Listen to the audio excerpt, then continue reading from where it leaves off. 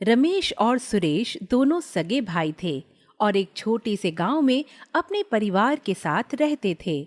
कुछ दिन पहले ही उन दोनों के पिता का निधन हुआ और पिता ने बंटवारे में दोनों को समान समान चीजें दे दी। लेकिन रमेश के मन में लालच आ गया और उसने हेर फेर करके सारी जमीनें और घर अपने नाम करवा लिया। सुरेश को जब इस बात का पता चला तो उसे बहुत दुख हुआ, तो उसने रमेश के पास जाकर अपना हक मांगा। भैया, ऐसा हो ही नहीं सकता कि पिताजी सब जायदाद का मालिक आपको बना दे। क्या उन्हें मैं नहीं दिखा? मैं कौन सा उनका सौतेला बेटा था? तो मैं क्या झूठ बोल रहा हूँ? देख ले, सब पर पिताजी के अंगूठे के निशान हैं। ऐसा हो ही नहीं सकता। मैं मान ही नहीं सकता। जरूर आपने कोई घोटाला किया है। क्या पिताजी को नहीं पता था कि मैं और मेरे दो बच्चे भी हैं? अगर एक बार को वो मुझे कुछ ना भी देते तो बच्चों का हक वह कभी नहीं मारने वाले थे। या तो आप आराम से मेरी जमीन मुझे दे दो, वरना मैं पंचायत बिठा लूंगा। जो दिल में आए वो कर ले, लेकिन सारी जमीन और घर मेरा है, बस मेरा। तेरे को एक मकान दे दिया, यही बहुत है। सुरेश को ये बात बिल्कुल भी हजम नहीं हो रही थी। वह अपने घर जाता है और अपनी पत्नी को बोलता है। शारदा, मुझे बिल्कुल भी यकीन नहीं है कि पिताजी कुछ ऐसा करके जा सकते हैं। भैया के मन में लालच आ गया है। मैं कल पंचायत बिठाकर ही रहूंगा। पंचायत बिठाने से कुछ नहीं होगा। अगर पंचायत में बात रखनी ही है तो जमीन तो उनसे मांग ही लेना। दोनों पति पत्नी बहुत उदास और दुखी थे क्योंकि उनके पास अब बिल्कुल भी जमीन नहीं थी। पंचायत बिठाई जाती है, दोनों भाइयों की बातें सुनी जाती हैं। आखिर में पंचायत कहती है कि सुरेश गुजारा कैसे करेगा, इसलिए 2 बीघा जमीन सुरेश को दे दी जाए। सुरेश इस बात के लिए अड़ जाता है कि उसे बराबर का हिस्सा मिलना चाहिए, लेकिन रमेश उसे 2 बीघा जमीन में टरका देता है। 2 बीघा जमीन, भला इसमें हम क्या खा लेंगे? ये तो सरासर नाइंसाफी है। मैं जानता हूँ शारदा कि ये नाइंसाफी है, लेकिन मैं क्या कर सकता हूँ? पंचायत में 2 बीघा जमीन देकर वह महान बन गया, लेकिन अब हमारा क्या होगा? सुरेश जानता था कि उसके भाई ने उसके साथ धोखा करा है। वह इस बात से बहुत दुखी भी था। आखिर में वह 2 बीघा जमीन पर ही खेती बाड़ी करने की सोचता है। अपने खेतों में जाकर वह अपने खेतों की सफाई कर रहा था कि तभी एक बॉल उसे अपने खेतों में दिखाई दी। वह उसे उठा लेता है। बड़ी अजीब सी बॉल है, कैसे चमक रही है। लेकिन यहाँ खेतों में कैसे आ गई? यहाँ तो कोई खेलने भी नहीं आता।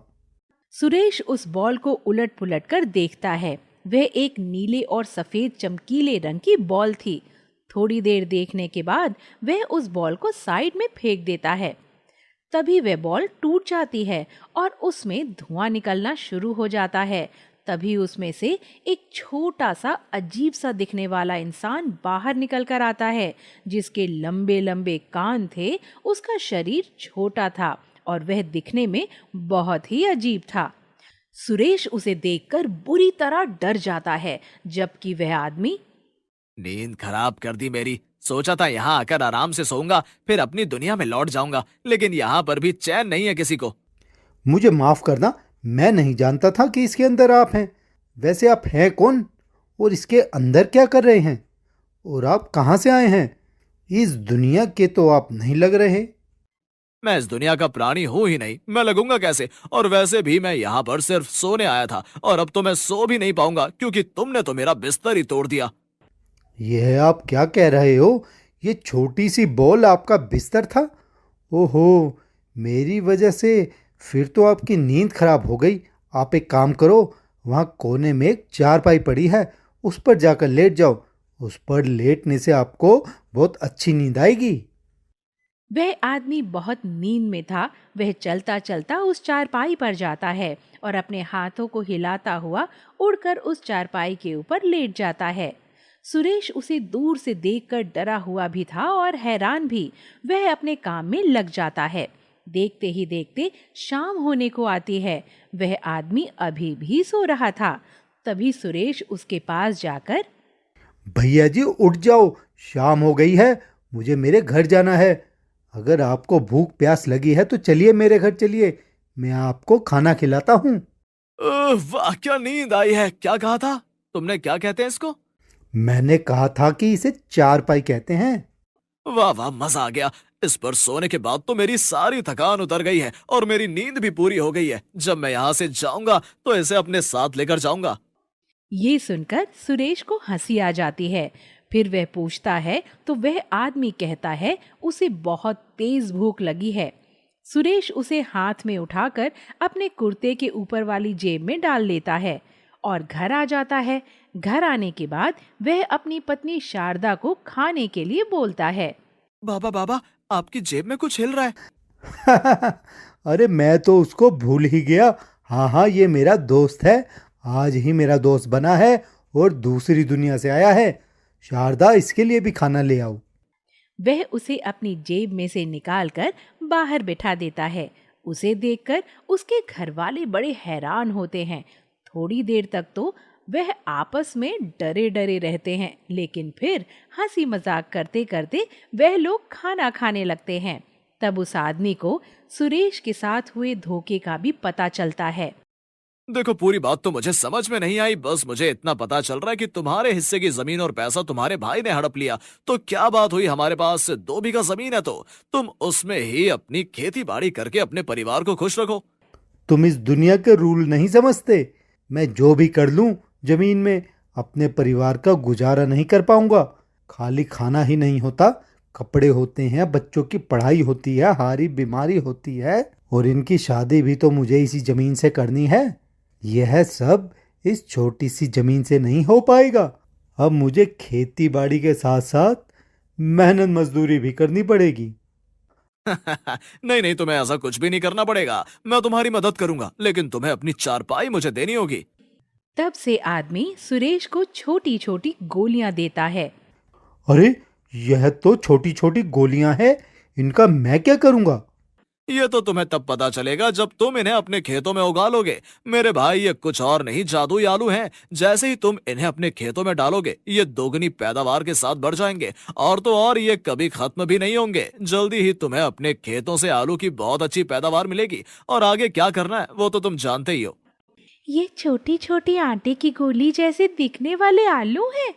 मुझे तो अपनी आंखों पर यकीन ही नहीं हो रहा। कल तुम ना इन्हें अपने खेतों में डाल देना, और मेरे को भी कल जाना है। मेरी छोटी बॉल भी वहीं खेतों में पड़ी है। मैं तुम्हारी चारपाई लेकर जाऊंगा। भाई, ये बात तो तय है। सुरेश को अभी भी यकीन नहीं हो रहा था कि वह छोटे छोटे से दिखने वाले आलू की खेती की पैदावार करेंगे। अगले दिन सुबह सुरेश उस आदमी को फिर अपनी जेब में डालकर खेतों में ले जाता है। वह आदमी अपनी बॉल उठाता है और उसके अंदर चारपाई को छोटा कर कर बंद हो जाता है। सुरेश बहुत हैरान था। वह चारपाई को छोटे साइज की कर लेता है। सुरेश को वह सारे बीज देकर वहां से गायब हो जाता है। सुरेश उन्हें अपने खेतों में उगा देता है और अपने घर आ जाता है। क्या तुम्हें उस आदमी की बातों पर पूरा यकीन है? क्या सचमुच में उन छोटे बीजों से आलू की खेती हो जाएगी?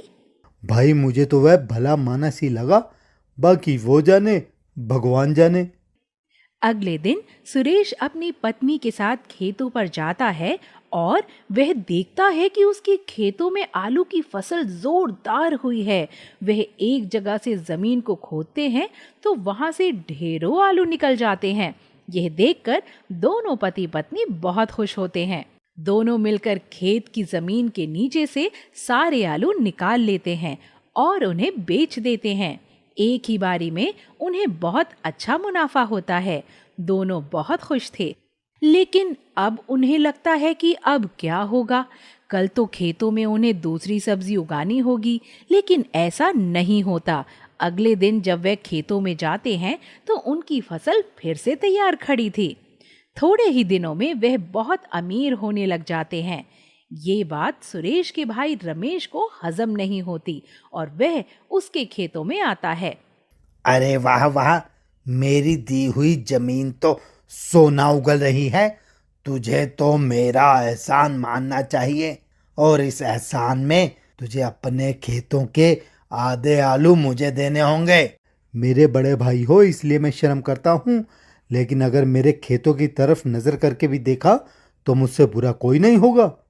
2 बीघा जमीन दी है तुमने मुझे, मैं अपनी जमीन में कुछ भी करूं, तुम मेरी जमीन के आसपास भी दिखाई मत देना।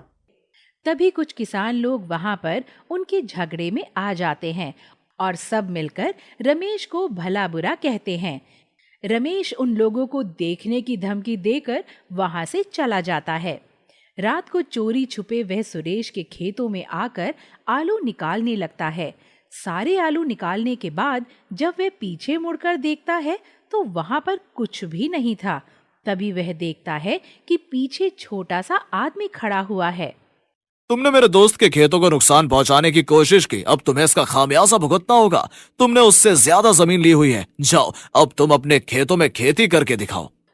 रमेश को कुछ समझ में नहीं आता। वह तो उस अजीब से दिखने वाले आदमी को देखकर डर के मारे वहां से भाग जाता है। सुबह सुरेश अपने खेतों में आता है तो आज भी पूरा खेत आलू से भरा होता है और उस अजीब दिखने वाले आदमी को देखकर रमेश के होशो हवास बिगड़ जाते हैं। उसे ऐसा लगता है जैसे उसके पीछे भूत पड़ गया है। वह अपने इतने बड़े खेत में खेती भी नहीं कर पा रहा था और धीरे धीरे वह बहुत गरीब हो जाता है और सुरेश बहुत अमीर।